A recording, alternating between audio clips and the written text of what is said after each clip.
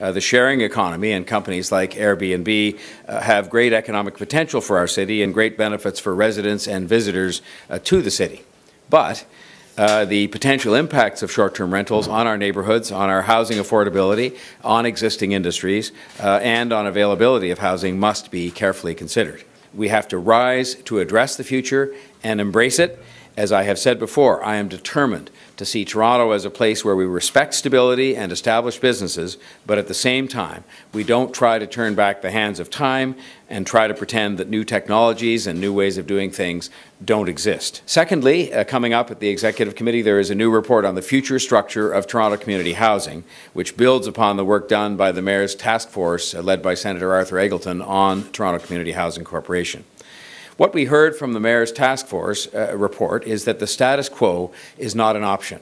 The current state of TCHC cannot be allowed to continue. The model, as it stands, is not working and has not been working for some time. The last item I wanted to speak about is the report coming back on the vacant home tax and moving forward with a public consultation. This is the next step in looking at whether or not a vacant home tax would be the right measure for Toronto in terms of trying to address affordability, as was done with a number of measures introduced by the provincial government. In their research done so far, since we asked them to undertake it, our staff have taken a look at Vancouver's vacant home tax and how that is working.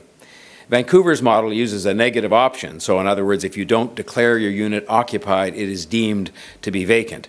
And today I want to be absolutely clear that I do not support that approach. We will ask our staff to find a different approach.